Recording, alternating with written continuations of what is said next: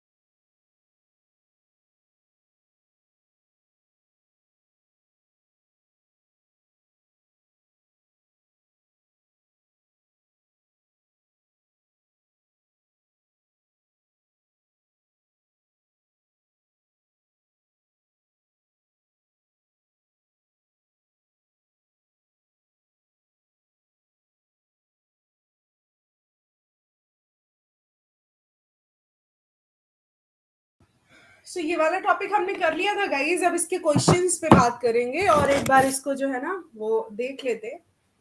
So will talk about the questions of it.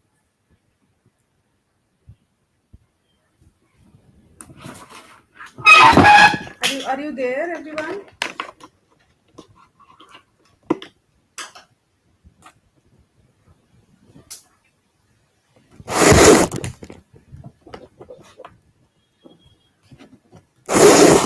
Yes, okay. So मैंने आपको बोला था कि मैं मंडे से आपका वो शुरू कर रही हूँ, क्या कह रहे हैं, हिस्ट्री ऑफ इंग्लिश लिटरेचर। तो सारे लोग ध्यान से क्लास में ज़रूर आएँ, क्योंकि आज तो मैं ये इसको करा दूँगी, देन उसके बाद हम बात करेंगे the history of English literature पे। इसके क्वेश्चंस मैंने कराए थे या नहीं कराए थे? बताना एक बार। क्वेश्चंस शायद मैंने नहीं कराए थे।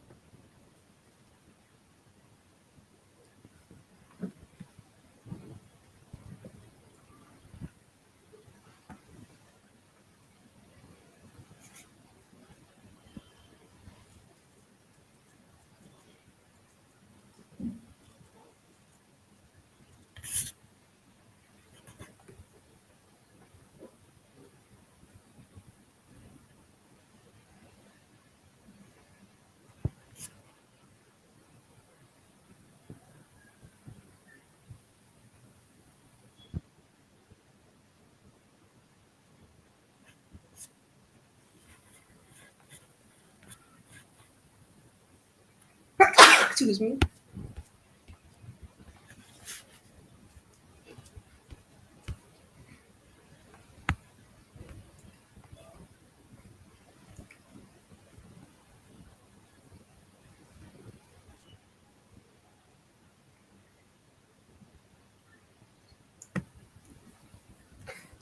जो हमने बात की थी, ये एक बार मैं आपको एक थॉरो रिवीजन देती हूँ उसका। जेमिनी स्टूडियो की बात हो रही थी, जो कि इंडिया का मतलब एक ऑर्गेनाइजेशन था जहाँ पे फिल्म प्रोड्यूस होती थी, और ये 1940 में इस्टेब्लिश हुआ था। और इसको एस एस वासन ने फाउंड किया था। और यहाँ पे सबसे बड़ा स्टूडियो है, 600 पीपल यहाँ पे काम करते थे उस टाइम पे। सो ऑथर जो है वो अपनी बात करता है, फ़िल्म इंडस्ट्री के बारे में बताता है और मेकअप पैनकेक एक्चुअली मेकअप का नाम होता था, तो वही चीज़ वो जो है बता रहा है। ठीक है, तो पैनकेक एक मेकअप ब्रांड था, जेमिनी स्टूडियो में यूज़ होता था और ये जो लिखा हुआ है इसके राइटर हैं अशोका मित्रन, जिन्होंने 1952 से 1966 तक काम किया। ठीक है, तो ये जिससे ली गई है बुक उसका नाम है my years with boss, Ashoka Mitran ने और इस स्टोरी में वो बहुत सारे फ़िल्म इंडस्ट्री के जो भी नोशंस हैं उनकी बात करता है। स्केरे सिनेमा जो है बहुत पॉपुलर है और एवरी ईयर इंडिया में 1800 फ़िल्म जो है वो प्रोड्यूस होती हैं। यही सारी चीज़ें इसमें कह रहे हैं कि जो सिनेमा की इम्पोर्टेंस है, वो जो मूवी पे जो दिखाई जा रही है आपको, उससे ज़्यादा इम्पोर्टेंट वो लोग हैं जो बैक स्टेज काम करते हैं, कैमरे के पीछे काम करते हैं। ठीक है, अगर किसी की इम्पोर्टेंस इग्नोर कर दी जाए, तो फिर चीज़ें उतनी परफेक्ट नहीं होंगी। ठीक है? तो यही सारी चीज़ें इसमें बताई गई है। अच्छा, अब इस पे हम क्वेश्चंस करेंगे, तो जब इसका जो मतलब वो है अलग-अलग क्वेश्चंस पैटर्न्स है वो निकल के आएँगे, तो इसका थोड़ा और डिटेल आपको पता चल जाएगा क्वेश्चन आंसर से। तो ये इसमें जो है एक पर्सन की बात करते हैं सुब्बू की। So Subbu, he talks about the office boy whose task was to slap paint onto the faces of the players at the time of crowd shooting. वो ये कहते हैं कि जिस टाइम क्राउड शूटिंग हो रही होती थी उस टाइम एक ऑफिस बॉय जो है वो फेस पर वो लगाया करता था। मतलब जो फेस पर पेंट लगाने का मतलब मेकअप किया करता था। Office boy was earn to be a director, actor, screen writer और लिरिसिस्ट। तो मतलब ऑफिस बॉय जो है वो कुछ भी हो सकता था। However he blamed his disgrace on Subbu. Subbu पर उसने जो है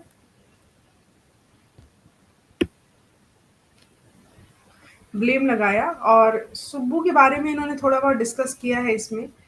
the other worked inside a cubicle. एक मतलब एक एरिया में ही काम करता था। क्यूबिकल का मतलब था कक्ष and era job of gathering newspaper cutting. तो ऑथर अपनी बात बता रहा है कि वो जो है क्यूबिकल में काम करता था क्योंकि वो कटिंग न्यूज़पेपर्स की रखता था, उनसे इंफॉर्मेशन निकालता था। तो उस टाइम उसका काम जो था वो उतना इम्पोर्टेंट नहीं था। जो ऑफिस बॉय था वो सुब्बू की ग्रोथ से बहुत ज़्यादा जेलस करता था। सुब्बू अपने बॉस से बहुत क्लोज था। बॉस के साथ कोई भी प्रॉब्लम किसी सीन में होती थी तो सुब्बू कई सारे आइडियाज़ रखता था। सुब्बू ब्राह्मण था तो ऑथर ने सोचा कि ये अपर हैंड होगा। सुब्बू हमेशा अपने बॉस के साइड में ही रहता था। वो एक स्टोरी डिपार्टमेंट का मेंबर भी था। ठीक है। Besides story poets and writers in the story department they existed a lawyer too. वहाँ पे एक लॉयर भी हुआ करता था। Formerly he was known as a legal adviser. उसको लीगल एडवाइजर माना जाता था। ये सब मैंने आपको बता दिया था। मैं दोबारा इसलिए बता रही हूँ क्योंकि ये अभी जो क्वेश्चंस करेंगे वो उस पर बेस्ड होंगे। तो नरेटर जो है वो एक गेस्ट की बात करता है जो एक अंग्रेज होता है और वो अंग्रेज जो है वो वहाँ आता है मिस्टर वासन से मिलने और बहुत सारी बातें करता है। तो उस अंग्रेज की इम्पोर्टेंस हमें बाद में पता चलती है जब राइटर को उसकी लिखी हुई कोई बुक मिलती है। तो ये इसका मतलब मेन प्लॉट ये बनाया था कि कुछ सालों बाद जब राइटर जेमिनी स्टूडियो छोड़ता है, तो उसके पास पैसे तो नहीं होते हैं लेकिन टाइम बहुत होता है। तो सारा जो भी चीज़ें होती हैं उनको सेल पे लगा देता है और उसको एक बुक मिलती है जिसमें 6 एसेज होते हैं जो 6 फेमस मेन द्वारा लिखे गए होते हैं कम्युनलिज्म पे और उसमें एक रिचर्ड राइट, लुईस फिशर और स्टीफन स्पेंडर होते हैं। तो जब जैसे ही वो स्टीफन स्पेंडर का नाम सुनता है उसको दिन याद आ जाते हैं जब वो जेमिनी स्टूडियो में आया था। ठीक है?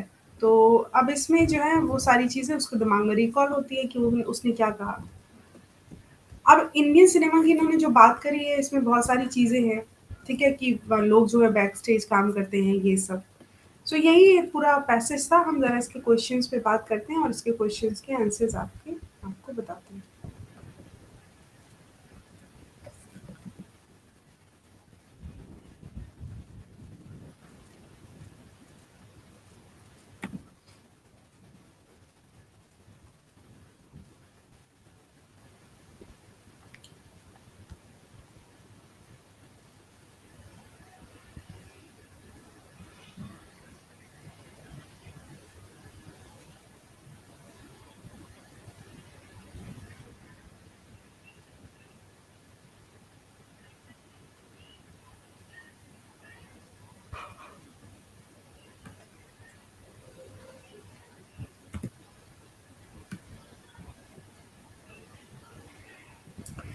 ये जो हमने एमसीक्यूज आपको दे रहे हैं उसमें जहां भी एडवर्टाइजमेंट आपको दिखेगा ना वो आपको इग्नोर करना है, क्योंकि कॉपी पेस्ट में एडवर्टाइजमेंट एडवर्टाइजमेंट जहां भी लिखे वो आपको इग्नोर करना है, उसका कोई मतलब नहीं है। हाँ, तो question number one, what departments did Shubbu work for a chapter for in the chapter poets and pancakes? सो अगर आपको आंसर आ रहे हैं तो ठीक है, लेकिन अभी अभी मैंने बताया वो किस डिपार्टमेंट में काम करता था, तो आपको शायद याद होगा। ठीक है, तो सुब्बू जो है वो किस डिपार्टमेंट में काम करता था?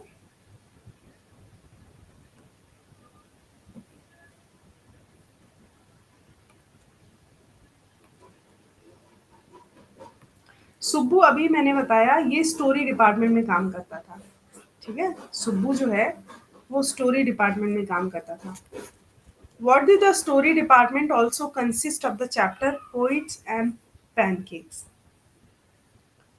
स्टोरी डिपार्टमेंट के साथ साथ और क्या कंसिस्ट था पोइट्स एंड पैनकेक्स में? कौन सा डिपार्टमेंट, मतलब स्टोरी डिपार्टमेंट जो था उसके साथ और क्या क्या बातें करते हैं उस टाइम पे? लॉयर, स्क्रिप्ट राइटर, कौन कौन था वहाँ पे? लॉयर था, स्क्रिप्ट राइटर था, डायलॉग राइटर था, तो नन ऑफ द अबव था। तो अभी मैंने आपको ये बताया कि उसमें ना लॉयर भी था।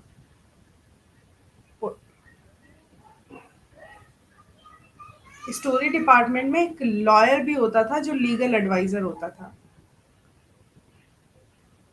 स्टोरी डिपार्टमेंट में लॉयर था जो लीगल एडवाइजर होता था, तो ए ऑप्शन हमारा करेक्ट है। जो स्टोरी डिपार्टमेंट में इन्होंने पूछा पोइट्स एंड पैनकेक्स के स्टोरी डिपार्टमेंट में और कौन कौन होता था, तो लॉयर भी होता था। Why did the people generally call Subbu poets and pancakes में? जो पीपल थे वो सुब्बू को क्या बुलाते थे बेसिकली, क्या कहते थे सुब्बू को? Lawyer, opposite of legal practitioner या नन ऑफ द अबव, मतलब क्या कहते थे? तो लीगल प्रैक्टिशनर के ऑपोजिट मानते थे ये। अभी अभी मैंने आपको लाइन यही लिखी हुई थी कि लीगल प्रैक्टिशनर के ऑपोजिट मानते थे। यही एग्जैक्टली यही लिखा हुआ था अभी लाइन में, मतलब जब मैंने अभी सुब्बू की बात की, सुब्बू की ग्रोथ से परेशान थे, तो अभी जो मैंने आपको बताया वो लिखा था कि ही वॉज, जो लॉयर था वो he was known as a legal advisor, however people called him the opposite of it.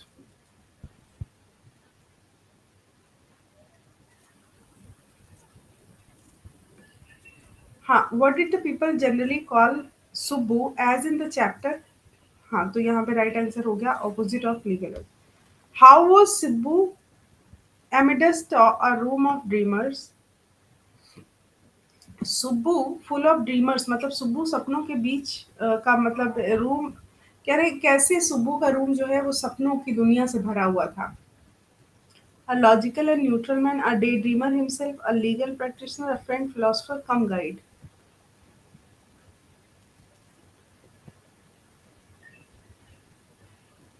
Subbu के बारे में मैं बता देती हूँ आंसर। सुब्बू के बारे में ऐसे बोला जाता था कि एक लॉजिकल एंड न्यूट्रल मैन था। ठीक है, Subbu was a logical and neutral man pancakes के अकॉर्डिंग।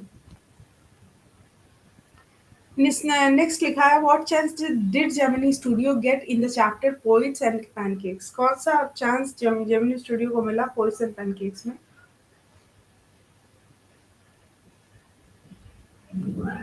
देखो, to host a group of international performers के ग्रुप को होस्ट करना, ये इनको चांस मिला था। What were the international performers called as in the chapter poets and pancakes? Poets and pancakes में इंटरनेशनल परफॉर्मर्स को क्या कहा गया?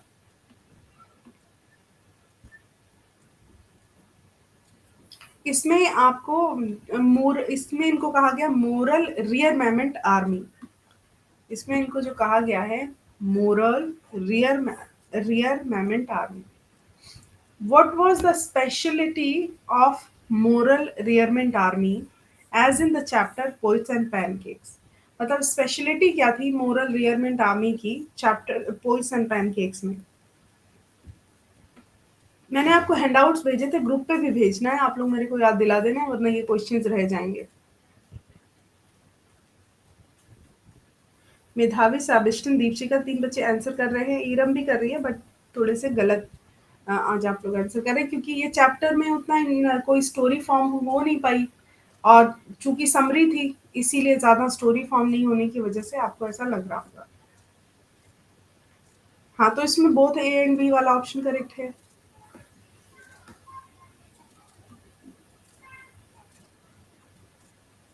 देखो, स्पेशलिटी जो थी मोरल रिटायरमेंट आर्मी की वो ये थी कि उनके जो प्लॉट्स थे, जो कहानी का प्लॉट था और जो मैसेजेस थे वो मुश्किल नहीं थे, सिंपल थे, तो इसीलिए लोगों को वो पसंद आ जाते थे। दूसरी चीज़ थी कि उनके सेट्स और कॉस्ट्यूम्स थे वो परफेक्शन के पास में थे, ठीक है?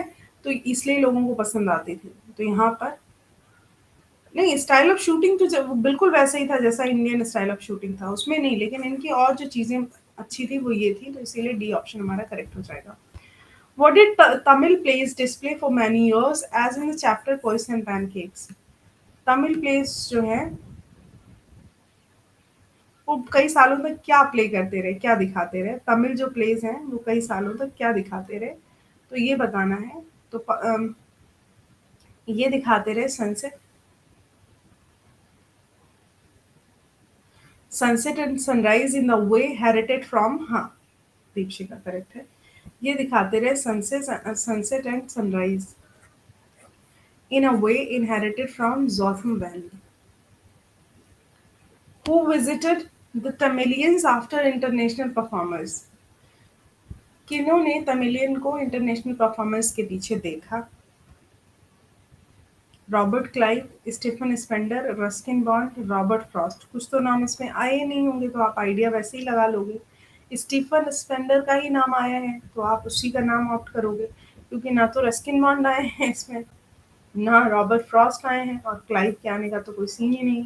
क्लाइव कौन है? क्लाइव तो गवर्नर जनरल थे। Why couldn't people connect with Stephen Spender? क्यों स्टीफन स्पेंडर से लोग कनेक्ट नहीं कर सके? एज इन तो क्यों नहीं कनेक्ट कर सके? Because of cultural, linguistic, caste और व्हाट? सो स्टीफन स्पेंडर का जो एक्सेंट था वो बहुत ज़्यादा प्योर था और प्योर इंग्लिश एक्सेंट या प्योर अमेरिकन एक्सेंट इसको समझ पाना sometimes it is very difficult, very difficult. Okay, so why couldn't people connect? Because of linguistic barriers. Why had Ashoka Mitra joined Gemini Studio as in, क्यों उन्होंने क्यों अशोका मित्रा ने Gemini studio join किया था? क्या रीजन था?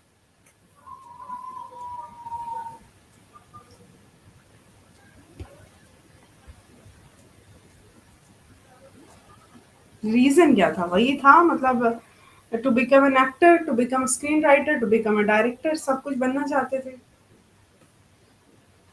ऑल ऑफ दी अबव, सब कुछ बनना चाहते थे। समरी में ये चीज़ नहीं क्लियर हो रही है बट वो राइट आंसर है, एक्टर, स्क्रीन राइटर सब बनना चाहते हैं। What where did the author work in earlier days? मतलब वो अपने पुराने दिनों में पेपर की कटिंग वटिंग करते रहते थे, तो कहाँ काम करते थे? In an office, inside a cubicle, in a centre, none of the above.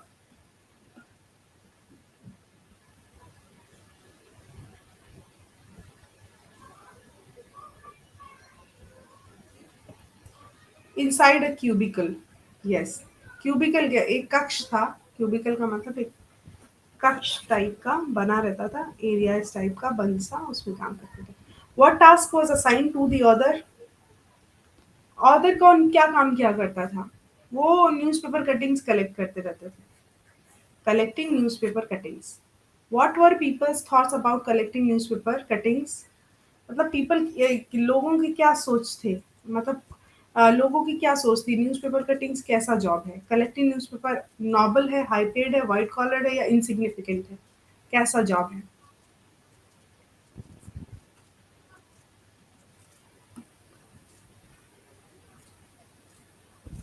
हाँ, सेबेस्टियन, जैसा कि मैंने अभी बताया कि ये एक तरीके का अनइम्पोर्टेंट जॉब है, इनसिग्निफिकेंट जॉब है, ठीक है?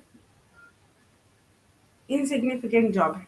The collecting newspaper cutting was, ये अभी-अभी मैंने आपको बताया है। What would bother the author time and again? कौन लगातार ऑथर को परेशान करता रहता था? Mosquitoes, office boys, people, colleagues. Author को जो परेशान करते हैं सबसे ज्यादा, ऑफिस बॉय। सुब्बू कौन था?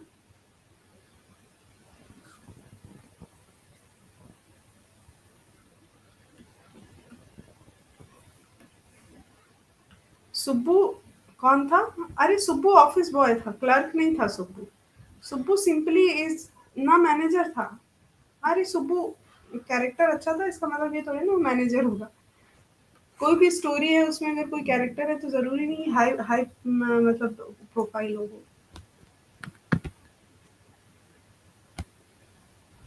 स्टोरीज की, राइटर्स की स्टोरीज की खास बात होती है कि जो बड़ी पोस्ट वाले लोग होते हैं उनको कम ही हीरो बनाया जाता है, बहुत ही कम। हीरो जो होते हैं वो हमेशा एक ऐसे पर्सन के आसपास घूमने वाली चीज़ों को डिफाइन करते हैं जो हम नहीं जानते, क्योंकि मैनेजर की लाइफ हम सभी जानते हैं, ज़्यादातर लग्जरी से भरी होगी, या कोई सीईओ की लाइफ के बारे में ज़्यादातर स्टोरीज नहीं होती हैं। ठीक है, सी ऐसा नहीं होता कि कोई स्कूल का कोई प्रिंसिपल है उसकी कोई स्टोरी, उसके प्योन पे स्टोरी होगी, उसके किसी मतलब उस पे स्टोरी होगी, टीचर पे या टीचर के बच्चे पे, या मतलब ऐसी स्टोरीज जो होती है वो उसमें नायक मतलब लीड रोल ऐसा पर्सन करता है जो जिसके बारे में हम जानते तो है सब कुछ, पर उसको हम अपनी लाइफ में कभी इम्पोर्टेंस नहीं देते। ऐसे लोगों को हमेशा स्टोरीज में हीरो बनाया जाता है। कभी भी आप देखना, आपने पढ़ी होगी एक वो वाली स्टोरी थी जिसमें सिद्धार्थ चौधरी ने जो लिखी थी, याद है सिद्धार्थ चौधरी वाली स्टोरी मैंने आपको बताई थी एससीईआरटी में। तो वो जो पर्सन था, गार्ड था वो, उसका नाम क्या था मतलब मुझे उसका नाम पोइट वो ऑथर का नाम याद है, बट उसका नाम क्या था, जो राजपूत था और वो काम करता था, काफी स्मार्ट था। याद आ रही है तुम लोगों को? तो उसके बारे में उसने बताया था कि कैसे मतलब लोग उससे परेशान होते थे और कितना पढ़ा लिखा था, हैंडसम था। हाँ, सो इसमें was well convinced that the reason behind his mystery was Subbu. मतलब किसको कन्विंस किया गया कि उसकी परेशानी का जो प्रॉब्लम था वो सुब्बू था। तो अशोका मित्रन जो राइटर था उससे कहा गया कि तुम्हारी प्रॉब्लम ही सारी सुब्बू है, office boy. Why did the author think that Subbu had an advantage in this chapter Poets and Pancakes? हाँ, रूप सिंह, एग्जैक्टली रूप सिंह जो था, जो कीड़िया से परेशान था, तो कीड़िया को लीड रोल नहीं उसमें दिया गया, रूप सिंह को दिया गया। अब स्टोरी याद आ गई होगी तुम लोगों को। हाँ, so why did the author think Subbu had an advantage? क्योंकि ही वॉज अ बॉर्न ब्राह्मण। अब ये कास्टवाद जो मतलब जातिवाद है, कास्टिज्म जो है, ये हमेशा चलता रहेगा, इसमें कुछ कोई कर नहीं सकता। What was Subbu? सुब्बू क्या था? अगर सुब्बू देखा जाए तो क्या था, उसकी चलती क्यों थी इतनी?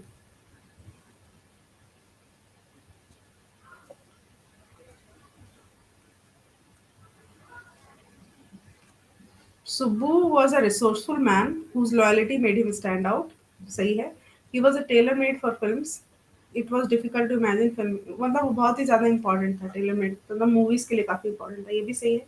अगर ये ए और दो सही, ए और बी सही है तो आप ऑल ऑफ दी अबव भी लगाएंगे, क्योंकि अगर दो सही है तो ये तो ऑप्शन है नहीं, तो ये वाला ये भी सही होगा। ठीक है, तो सुब्बू के लिए आपको तीनों ऑप्शन सही, all of the above. Just like many others at the Gemini studio, he also did poetry। Who is he? ही कौन है? जेमिनी स्टूडियो में उसने पोइट्री भी लिखता था वो, मतलब पोइट्री भी की उसने। ये सुब्बू ही है, सुब्बू जो है वही है।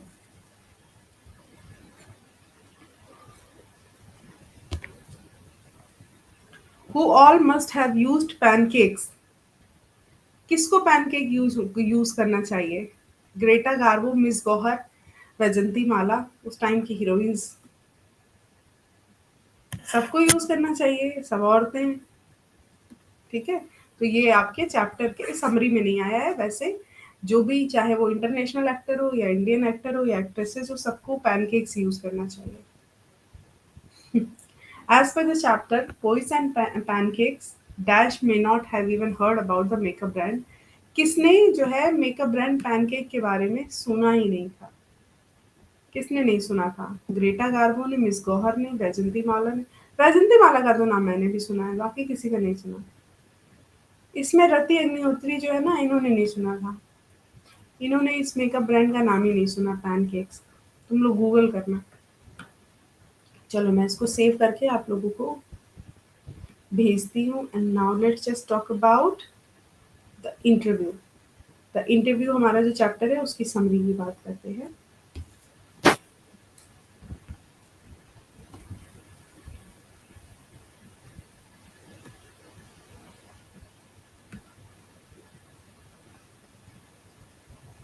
अच्छा, वो भी हीरोइन है बात की, ओके।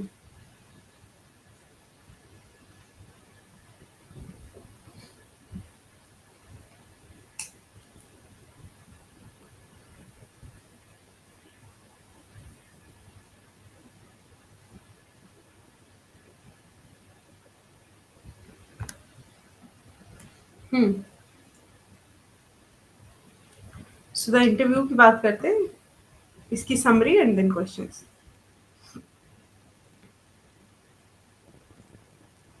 सो ये किसमें से लिया गया है, एक बार इसको देख लेना। The interview is a simplified version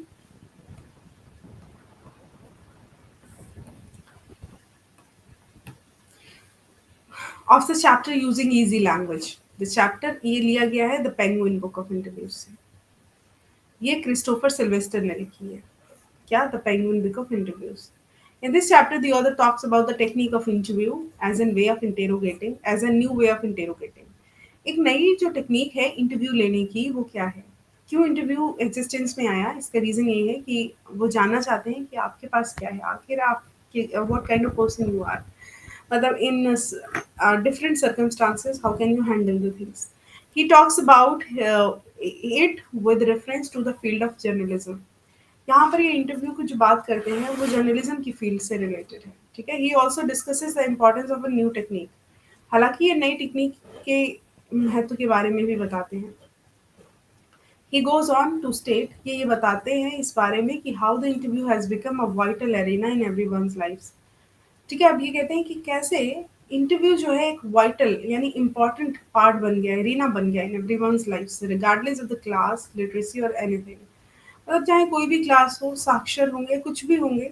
we learn about the opinions of many celebrities concerning an interview. हमने बहुत सारे सेलिब्रिटीज इंटरव्यूज के बारे में परेशान होते बात करते सुना है और सीखा है, ठीक है।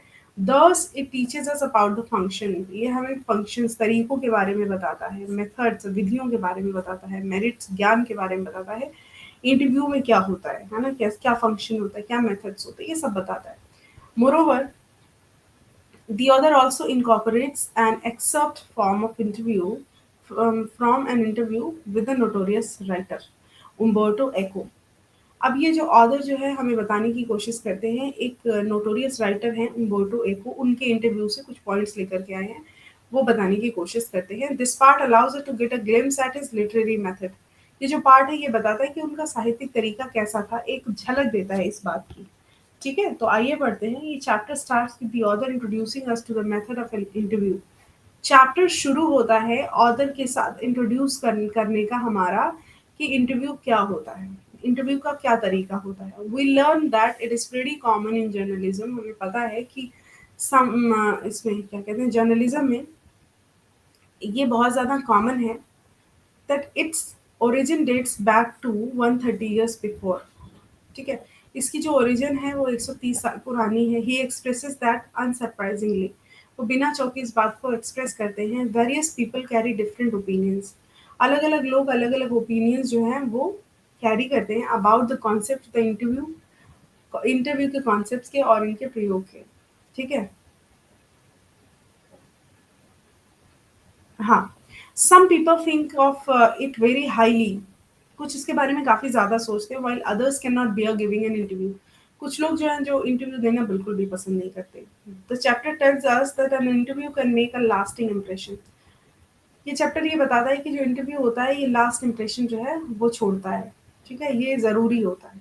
कहते हैं ज़रूरी होता है, मतलब अगर इंटरव्यू वैसे इंटरव्यू होती तो अच्छी चीज़ है, लेकिन कुछ लोगों की पर्सनैलिटी ऐसी होती है, वो बहुत इंटेलिजेंट होते हैं, वो उस पर्टिकुलर ऑर्गेनाइज़ेशन के लिए बहुत ज़्यादा वो हो सकते हैं, पावरफुल हो सकते हैं, बेनिफिशियल हो सकते हैं, लेकिन इंटरव्यू में उनका इतना खराब प्रेज़ेंस रहती है तो कि वो क्या कर दिए जाते हैं, हटा दिए जाते हैं, बाहर निकाल दिए जाते हैं। अब एट द सेम टाइम कुछ लोग होते हैं जो एकदम गधे होते हैं और वो उनको इंटरव्यू देने की इतनी आदत लग चुकी होती है, इंटरव्यू बढ़िया दे देते हैं, वो सोचते हैं कि ये तो हमारी उसके लिए फील्ड में हमारे इंडस्ट्री के लिए बहुत ही काम का बंदा है, वो सबसे गधा निकलता है। और कुछ लोग तीसरे नंबर के होते हैं जो इंटरव्यू भी ठीक-ठाक देते हैं और काम भी ठीक-ठाक करते हैं। सो ये स्टार्टिंग की जो दोनों चीज़ें मैंने बताई हैं, ये बहुत ही ज़्यादा मतलब ये आपकी लाइफ में भी आएगा like everybody will face interview sooner or later. So definitely you will face it someday. Obviously किसी भी कंडीशन में.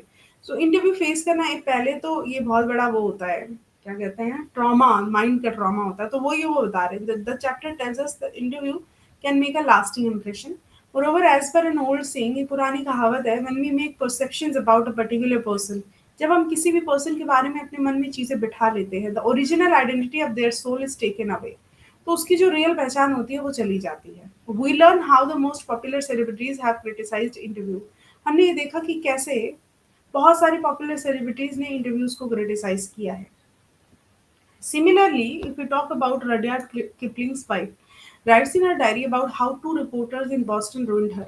कैसे दो रिपोर्टर्स ने उनको बर्बाद कर दिया रडियार्ड किपलिंग की वाइफ ने ये लिखा कभी कभी ऐसा नहीं है जब वो अपनी एक्सपीरियंस बताते हैं he thinks of interviewing as an assault वो कहते हैं कि इंटरव्यू जो है वो एक हमला है एक तरीके का हमला है moreover he even believes that this crime should have a punishment उसके बाद वो ये भी कहते हैं कि ये जो क्राइम है इसका तो एक पनिशमेंट होना चाहिए जो इंटरव्यू रहता है उसको तो पकड़ पकड़ के मारना चाहिए व्हाट डू यू थिंक मतलब दैट्स क्वाइट फनी हाँ सेकंड लास्ट चैप्टर है आप लोगों को क्या लगता है interview should be taken place और नॉट इंटरव्यू होना चाहिए या नहीं होना चाहिए अच्छा मुझे लगता है कि इंटरव्यू होना चाहिए but it shouldn't be that harsh that is kind of interaction interview का नाम इंटरेक्शन रख दें तो ज्यादा सही है because interview is really a harsh word what do you think मतलब बताओ अपने बारे में क्योंकि मैंने भी अभी तक हजारों इंटरव्यूज दिए हैं मतलब हजारों क्या मतलब सच में बहुत सारे इंटरव्यूज दिए हैं तो उसमें कुछ में तो मैंने मतलब मैं एकदम डोमिनेटिंग रही कुछ इंटरव्यूज ऐसे थे मेरी लाइफ में जिसमें मैं इतना डोमिनेटिंग थी मैंने सामने वाले को एकदम मतलब धूल चटा दी बट कुछ इंटरव्यूज ऐसे थे जिसमें मेरा स्टेट ऑफ माइंड एकदम एकदम बहुत ही ज्यादा बेकार था क्योंकि मैं अपनी लाइफ की प्रॉब्लम से गुजर रही थी तो वो जो इंटरव्यूज थे वो उन्होंने मेरे माइंड पे ऐसे मतलब मेरे को अंदर से बहुत परेशान किया ऑल्दो मैंने ओवरकम किया क्योंकि मेरी लाइफ में बहुत बड़ी बात नहीं थी लेकिन कुछ लोग जो है इस चीज से डरने लग जाते हैं अब तो अब तो मैं मतलब सीनियर हो गई हूँ अब तो कोई अगर मुझसे किसी भी फील्ड में इंटरव्यू की बात करता है मैं वो फील्ड में ही नहीं जाती तो वो तो अलग बात है लेकिन आपको तो कहीं न कहीं इंटरव्यू तो देना ही पड़ेगा, लोगों से मिलना पड़ेगा। तो सच में खतरनाक है, सच में खतरनाक है। लेकिन अगर कभी-कभी आपका कॉन्फिडेंस कहते हैं ना today I have a good day, someday you can have a bad day also. तो आज तो अच्छा दिन है लेकिन कभी-कभी ऐसा हो सकता है कि दिन ही खराब है। तो मेरे साथ ऐसा हुआ 1-2 इंटरव्यूज़ मेरे बहुत एक ही तो हुए लाइफ में इंटरव्यूज़ खराब, बाकी सारे तो ऐसे हुए कि मैंने सामने वाले को बिल्कुल मतलब एकदम डोमिनेट कर दिया खैर more over he even believes that this crime should have a punishment वो कहते हैं ये इंटरव्यू तो एक हमला होता है ना और ऐसे क्राइम का तो पनिशमेंट होना चाहिए further Kipling is of the thinking that no respectable person asks for और गिव्स एन इंटरव्यू कोई भी सम्मानीय व्यक्ति को इंटरव्यू देना ही नहीं चाहिए this chapter also contains an excerpt from an interview between Mukund belonging to Hindu newspaper and Umberto Eco. अब क्या हुआ इस चैप्टर में इसको तो ना आप लोग पूरा ज़रूर पढ़ना मतलब अपने अपने उस पे मैं आपको बता रही हूँ कि इस चैप्टर को आप पूरा पढ़ना देखो क्या बताते हैं इसमें अभी तो मैं आपकी समरी में काफ़ी सारी चीज़ें क्लियर कर दूँगी।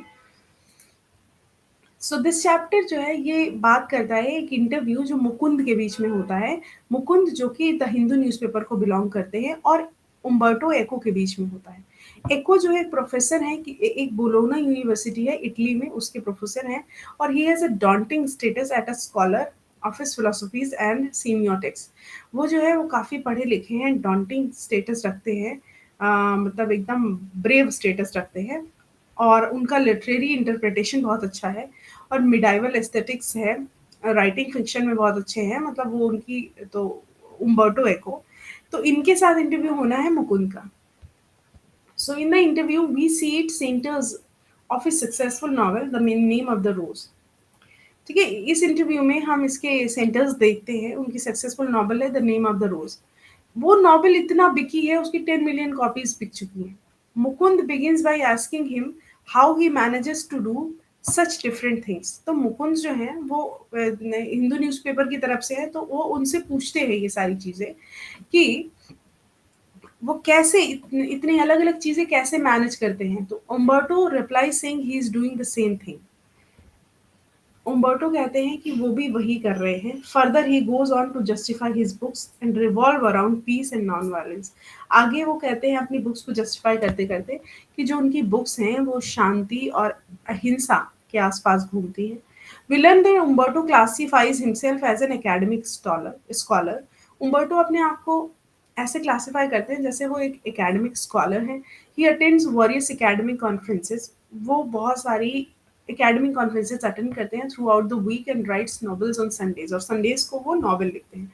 Moreover he expresses that other considering him, वो एक्सप्रेस करते हैं कि दूसरे लोग उन्हें कंसीडर करते हैं नॉवेलिस्ट, उन्हें स्कॉलर नहीं मानते हैं, लेकिन ये उन्हें कहीं से भी अफेक्ट नहीं करता। वो हैं स्कॉलर, मतलब वो अपने आप को कहते हैं कि he is an academic scholar. वो बहुत बड़े विद्वान है, पढ़े लिखे हैं, लेकिन चूंकि उसने नॉवेल लिखती हैं तो लोग उनको नॉवेल राइटर मान रहे हैं। He agrees it is rather tough to influence millions of people with academic work. वो ये अग्री करते हैं कि ये बहुत ज्यादा मुश्किल है लोगों को इन्फ्लुएंस करना एकेडमिक वर्क के साथ में। समझ रहे हो कि अपना मतलब वो पढ़ भी रहे हैं, लोगों को इन्फ्लुएंस भी कर रहे हैं।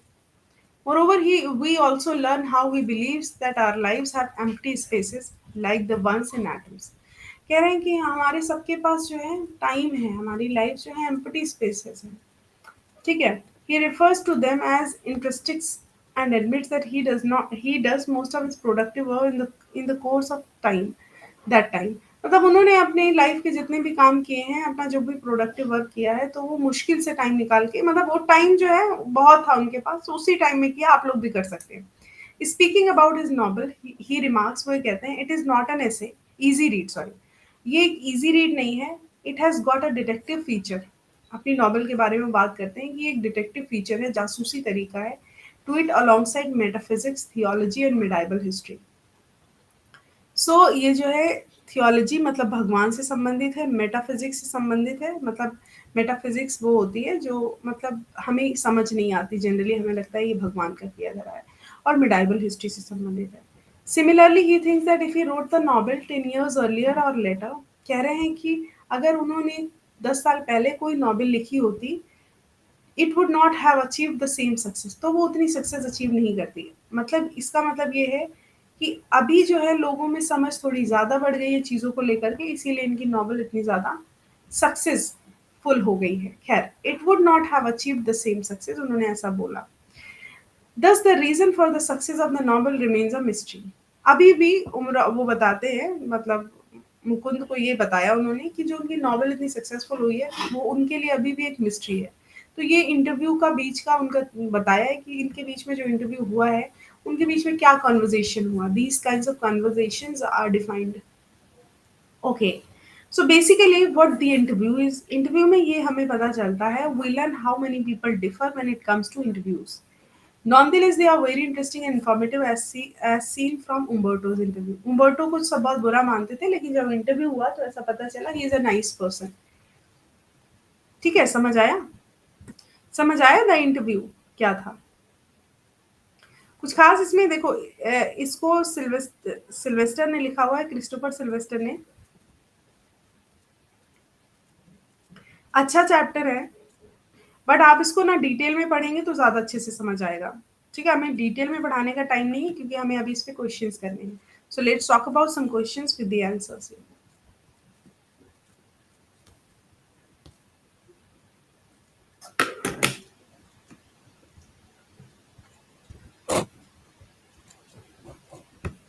Give me a while।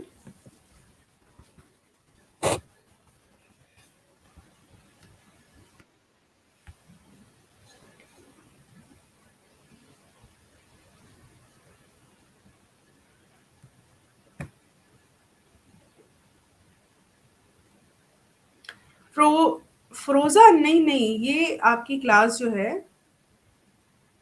ये बीपीएससी की क्लास है। अभी आपने जॉइन किया होगा ना, तो इसीलिए ईएमआरएस की सोच रहे हैं आप। आपको मिल जाएगी। आज संडे है ना, आज आज कोई भी क्लास नहीं होगी। आज आपके पेड बैच पे कोई भी क्लास नहीं होगी, आज ऑफ होगा। हाँ, बताओ, who is the author of the lesson the interview?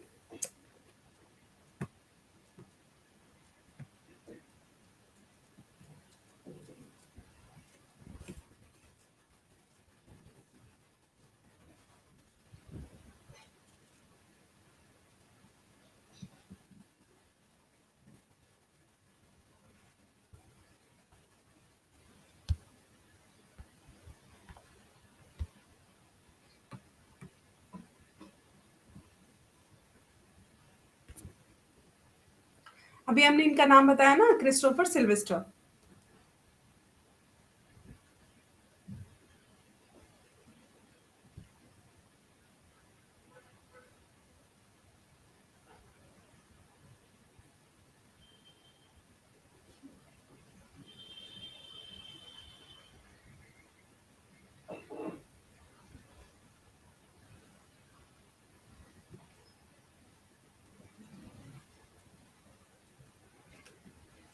Hmm, Christopher कहाँ गया? Christopher Sylvester 1959। Okay, answer B. V S Naipaul interviews के बारे में क्या बताते हैं? Horror, happy, wounded, none. V S Naipaul आपने पढ़ा होगा, ऑथर है वीएस नायपॉल, अवार्डेड।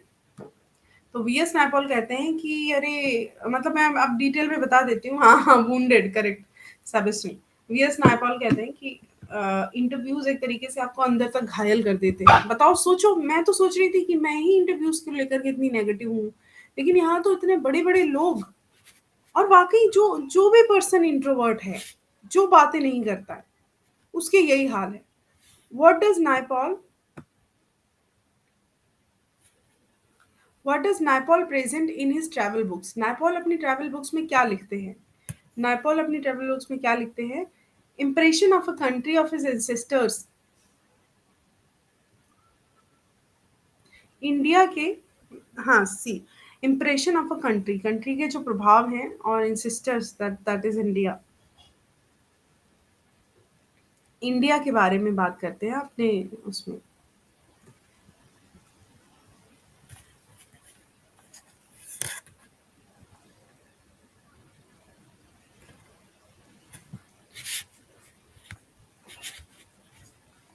हाँ, हाँ। The excerpt the interview has been taken from which book?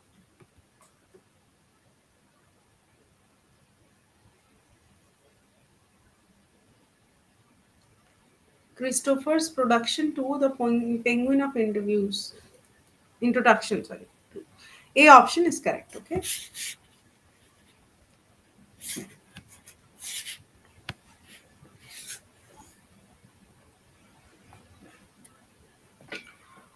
What did he present in his book?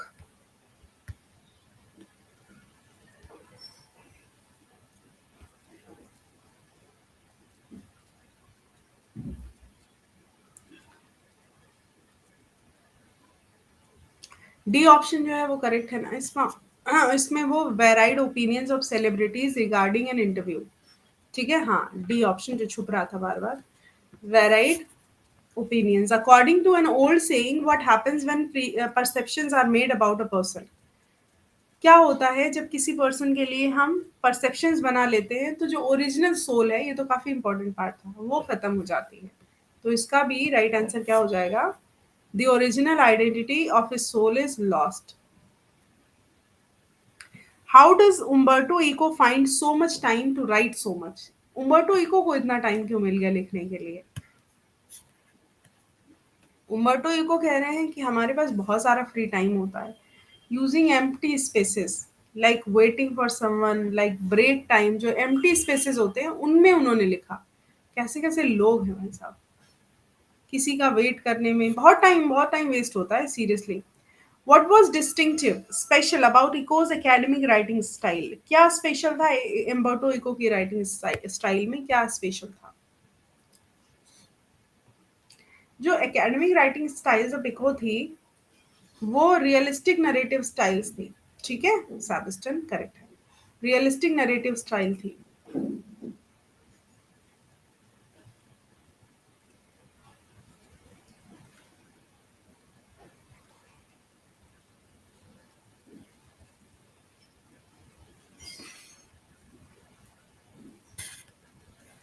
What was the reason for huge success of the novel The Name of the Rose? The Name of the Rose novel की huge success का क्या राज था?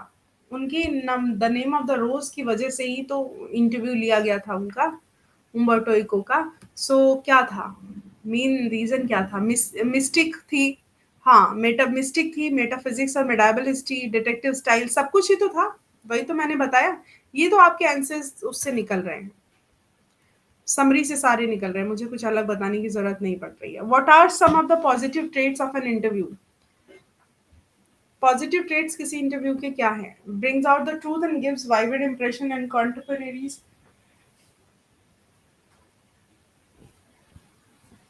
Helps finding hidden talents, useful medium of communication, सारी चीजें। ठीक है, अगर आप इंटरव्यू की बात करते हैं तो सारी चीजें, ट्रूथ एंड वाइविड इंप्रेशन और help finding hidden talents, medium of communication, सब कुछ। Why do most celebrity writers despise being interviewed? क्यों बहुत सारे सेलिब्रिटी राइटर हैं इंटरव्यू लेने से बहुत चिढ़ते हैं?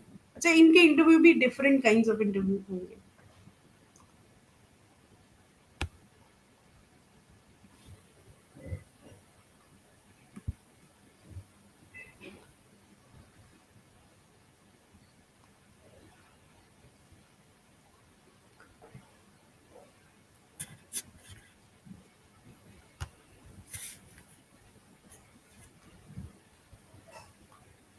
अन अनवारंटेड इंट्रूजन मतलब बिना किसी, मतलब वो ये कह रहे हैं कि अनवारंटेड मतलब बिना किसी सूचना के आप किसी की लाइफ में अगर घुसते हो, खड़े हो, लाओ कुछ पूछ लो, है ना? इको की बुक किस एज में पब्लिश हुई? तो सुन के टेंशन हो जाएगी। 22 साल की उम्र में। भाई साहब, 22 साल की उम्र में उम्बरटो को की बिकने, ये ऐसे लोग कहाँ आते हैं? मुझे तो ऐसे लोगों से मिलना है और उनको उन पे गुस्सा करना है। हाँ चलो, at what age did he start writing novels? हैं? क्या लिखा था, क्या क्वेश्चन था? इकोस फर्स्ट बुक, ये तो गलत है कुछ, ये तो उसमें आया नहीं समरी में। चलो वो छोड़ो। What days did he use to write novels? कौन सा दिन उन्होंने निकाला नॉवेल लिखने के लिए? उन्होंने दिन निकाला और उस दिन पे टिके रहे। कौन सा दिन निकाला होगा? जब हम लोग पार्टी करते हैं वो वाला दिन? So, उन्होंने निकाले संडेज, संडे संडे लिखी उन्होंने books. Why do the celebrity feel embarrassed most often? Celebrity जो है एम्बेरस क्यों फील करते हैं? अब तो आपने आंसर देख ही लिया होगा। क्यों फील करते हैं embarrass? Because of questions attached during interviews, क्योंकि उनके ऊपर ऐसे ऐसे क्वेश्चंस आ जाते हैं तो एम्बेरस हो जाते हैं। ठीक है, अब सेलिब्रिटी के इंटरव्यू भी उतने ज़्यादा नहीं सोचना चाहिए, वो तो होते ही हैं, मतलब कहने का मतलब वो तो काम ही ऐसे करते हैं, उन पर तो इंटरव्यूज़ होने चाहिए।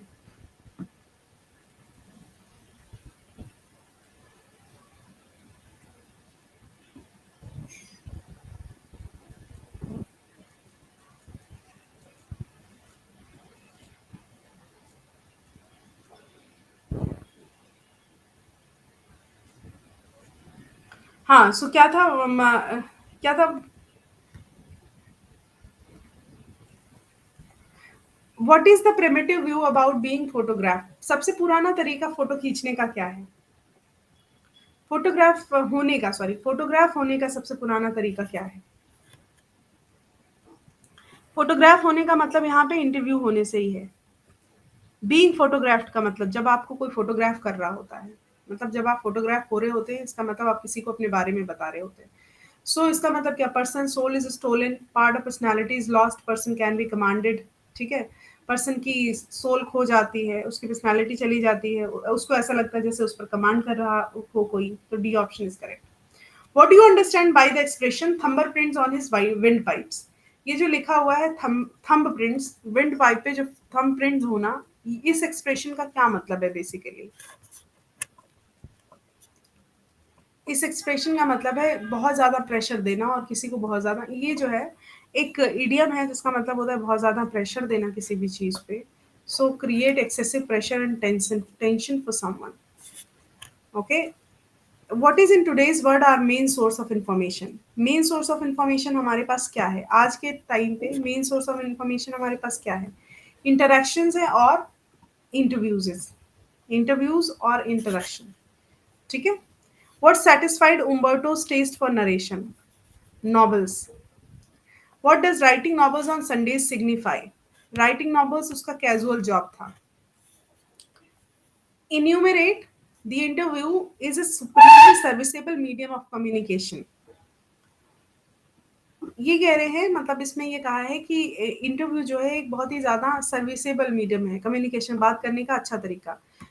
तो वही इसमें बताया, नोबल मीडिया ऑफ इंटरेक्शन, इसका इस बात का यही मतलब है, ये बता रहे हैं। खैर, what is an interview? Interview क्या है? ये आ सकता है, इंपॉर्टेंट क्वेश्चन है। It is a medium of interaction and introspection. Introspection का मतलब होता है आपके अंदर की बात को बाहर निकाल के बताना। डेनिस ब्रायन का एक स्टेटमेंट था, almost everything of moment reaches us through one man as the other. मतलब ये कह रहे हैं कि जो इंटरव्यू होता है, ऑलमोस्ट एवरीथिंग ऑफ मोमेंट, जो भी आप पूछते हो वो इंटरव्यू के जरिए दूसरे लोगों में पहुंच जाता है, ठीक है। तो इंटरव्यूअर हैज द पावर, उसके पास पावर होती है, उसके पास स्टेटस होता है, वो ट्रूथ को सामने लाने में और इन्फ्लुएंस करने की पावर में वो काफी, मतलब वो होता है, क्या कहते हैं, यूज टू होता है।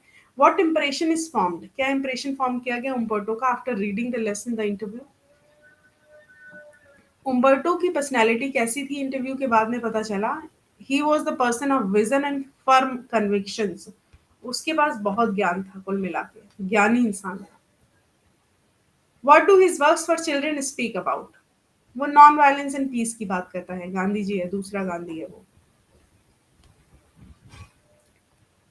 While interviewing, being interviewed by Mukund, Umberto speaks about his philosophy and novel. वो यहाँ पे ये पॉइंट आउट करता है कि बहुत एम्प्टी स्पेस है इस ब्रह्मांड में, उसका यूज करो, ऐसी बातें करता है। An empty space in the universe, interstices. Umberto ने कुल 5 नॉवेल्स लिखी। How many novels has Umberto written? इसने 5 नॉवेल्स लिखी, और उसकी वही रोज वाली नॉवेल जो है वो सुपर फेमस हुई। How many scholarly works are here to his credit? लगभग 40।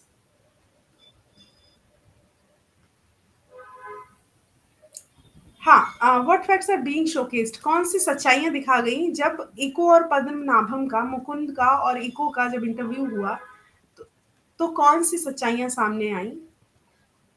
तो अब वही सारी सच्चाइयां थी। He takes pride of being an academician, वो कह रहा था कि वो एकेडमिक स्कॉलर है, यूनिवर्सिटी प्रोफेसर पहले है, नॉबलिस्ट जो है वो सेकेंडरी थिंग है उसके लिए, और वो अपना फ्री टाइम नॉबल लिखने में व्यतीत करता है। इतनी चीजें आपको इस पूरे टॉपिक से एकदम क्लियर हो गई है सिर्फ समरी से, ठीक है। समरी से ये चीजें आपको क्लियर हो गई। चलो, ये आप क्वेश्चन कर लो, उसके बाद अब रिपीट हो रहे हैं। What ideas do you form of Umberto's personality after his interview with Mukund? सो वही चीज है, अब सारे क्वेश्चन रिपीट हो रहे हैं, तो ये को यहीं पे रखते हैं। N academician with philosophic and ethnic. देखो, प्रोज का एक टॉपिक बचा है अभी, वो हम करा के उसके बाद हम हिस्ट्री ऑफ इंग्लिश लिटरेचर पे आएंगे। सारे लोग जो है नेक्स्ट क्लास में मुझे मिलिए कल। कल हम बात करेंगे हिस्ट्री ऑफ इंग्लिश लिटरेचर की। ओके, चलो, बाय बाय, टेक केयर।